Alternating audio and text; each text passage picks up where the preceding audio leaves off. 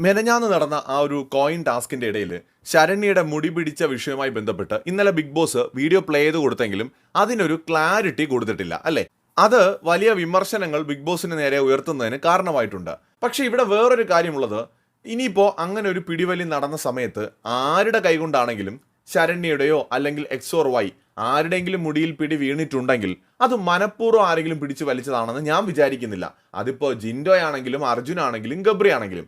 അതിന്റെ കാരണം എന്ന് പറയുന്നത് അതൊരു ടാസ്കിന്റെ ഇടയിൽ സംഭവിക്കുന്നതാണ്. അറിഞ്ഞും കൊണ്ട് ഒരാളെ മുടിയെ പിടിച്ച് വലിച്ച് വേദനിപ്പിക്കണമെന്ന് ആരും വിചാരിച്ചുകൊണ്ട് ചെയ്ത കാര്യമല്ല. കാരണം ആ ഒരു വീഡിയോ ക്ലിപ്പ് വീണ്ടും വീണ്ടും കാണുമ്പോൾ എനിക്ക് മനസ്സിലാക്കാൻ സാധിക്കുന്ന ഒരു കാര്യം, ജിൻഡോ എന്ത് ചെയ്യാണ്, ഡൈനിങ് ടേബിളിന്റെ അവിടെ നിൽക്കുകയാണ്. അപ്പോൾ ഒരു സൈഡിൽ കൂടെ ഗബ്രി വരുന്നു.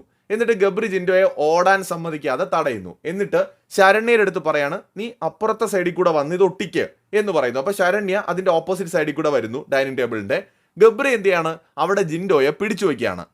തൊട്ടു മുമ്പ് ആ ഒരു ടാസ്കിലെ ഒരു വലിയ വിഷയം നടന്ന സമയത്ത് ഗബ്രിയും അതുപോലെ തന്നെ ഈ പറയുന്ന ജിൻഡോയും തമ്മിൽ തറയിൽ കിടന്ന് ഉരുണ്ട് വരേണ്ട ഇഷ്യൂ ആയ സമയത്ത് തന്നെ അവിടെ എല്ലാവരും പറഞ്ഞു അങ്ങനെ ഹോൾഡ് ചെയ്ത് വെക്കാൻ പാടില്ല, പിടിച്ചു വയ്ക്കാൻ പാടില്ല എന്ന് അവർ പറയാണ്. ടാസ്കിൽ പിടിച്ചു വെച്ചത് തെറ്റാണെന്നാണ് മുടിയൻ പറയുന്നത്. പക്ഷെ ജിൻഡോ മാത്രമേ അങ്ങനെ പിടിച്ചു വെച്ചുള്ളൂ എന്നതിനെ കുറിച്ച് എന്തുകൊണ്ടാണ് ആരും സംസാരിക്കാത്തത്? ഇവിടെ ജിൻഡോ പുറത്താവാൻ കാരണം ഗബ്രി ജിൻഡോയെ പിടിച്ചു വെച്ചതാണെന്ന് വ്യക്തമല്ലേ. അപ്പോൾ പിന്നെ അതിനകത്ത് എന്ത് ഫെയർ ആണുള്ളത്? ഇപ്പോൾ ജിൻഡോയുടെ ടീം അങ്ങനെ ചെയ്തു, അത് അൺഫെയർ ആണെന്ന് മുടിയൻ പറയുവാണെങ്കിൽ മുടിയന്റെ ടീം അങ്ങനെ ചെയ്യാതിരിക്കണം. ഇത് മുടിയന്റെ ടീം വിജയിച്ചത് അൺഫെയർ ആയിട്ടാണ് അങ്ങനെയാണെങ്കിൽ, ആ മുടിയന്റെ ലോജിക്ക് വെച്ചാണെങ്കിൽ. കാരണം ജിൻഡോയെ ഗബ്രി പിടിച്ചു വയ്ക്കുന്നു, മറ്റേ ശരണ്യ വന്നിട്ട് ഒട്ടിക്കുന്നു. അങ്ങനെയാണോ മുടിയ ഈ ടാസ്ക് കളിക്കുന്നത്? അങ്ങനെ നമുക്കും ചോദിക്കാം അല്ലേ. അപ്പം ഞാൻ ഇതിനകത്ത് ഈ ജിൻഡോ ചെയ്യുന്ന എല്ലാം ശരിയാണെന്നല്ല പറയുന്നത്, ഇതിനകത്തുള്ള റിയൽ ഫാക്റ്റ് മാത്രമേ ഞാൻ പറയുന്നുള്ളൂ. അതായത് ഇപ്പോൾ ഈ ഒരു സംഭവത്തിനകത്ത് തന്നെ ജിൻഡോയെ പിടിച്ചു വയ്ക്കുകയാണ് ഗബ്രി. അപ്പോൾ ജിൻഡോ സ്വാഭാവികമായിട്ടും അവിടെ നിന്ന് രക്ഷപ്പെടാൻ ശ്രമിക്കും. അപ്പോഴേക്കും മറ്റേ ഭാഗത്ത് നിന്ന് നമ്മുടെ ശരണ്യ ഈ കോയിൻ ഒട്ടിക്കാൻ വരികയാണ്. അപ്പോൾ അവിടെ നിന്ന് ഈ ഗബ്രിയുടെ കയ്യിൽ നിന്ന് പിടി തെറ്റിയിട്ട് അല്ലെങ്കിൽ ആ പിടി വിട്ടിട്ട് രക്ഷപ്പെടാനായിട്ട് ഓടുന്നതിനിടയിൽ എന്ത് ചെയ്യാണ്, ശരണ്യ ഇയാളെ ഒട്ടിക്കാൻ വേണ്ടിയിട്ട് ഇയാളെ പിടിക്കാൻ നിൽക്കുകയാണ്. അതിൻ്റെ ഇടയിൽ അവിചാരിതമായിട്ട് അല്ലെങ്കിൽ അപ്രതീക്ഷിതമായിട്ട് അവർ മനഃപൂർവ്വമല്ല, അവരുടെ ബാലൻസും കൂടെ തെറ്റിയാണ് ആ പ്രോപ്പർട്ടിയിലേക്ക് പോയി വീഴുന്നത്. അല്ലാതെ മനഃപൂർവ്വം ശരണ്യെ പിടിച്ച് ഇടിച്ചതോ തള്ളിയതോ അല്ലെന്ന് ആ എപ്പിസോഡ് ഹോട്ട്സ്റ്റാറിൽ പോയി കാണുന്ന ആർക്കും മനസ്സിലാവും.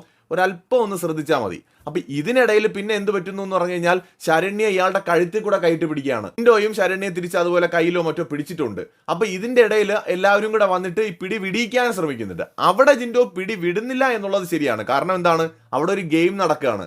ശരണ്യ ഇയാളെ പിടിച്ചു വെച്ചിട്ട് ഇത് ഒട്ടിച്ചിട്ട് ശരണ്യയ്ക്ക് ഓടണം, ശരണ്യയുടെ ദേഹത്ത് ഇത് തിരിച്ചൊട്ടിച്ചിട്ട് ജിൻഡോയ്ക്ക് ഓടണം. രണ്ടുപേർക്കും അവിടെ ഗെയിം കളിക്കണം. ഇതിൻ്റെ ഇടയിൽ പിടിച്ചു മാറ്റാനായിട്ട് കുറേ ആൾക്കാർ ഈ പ്രോപ്പർട്ടിയൊക്കെ കൂടെ മറിഞ്ഞു വീണപ്പോൾ കണ്ട് പേടിച്ച് അവിടെ എത്തുന്നുണ്ട്.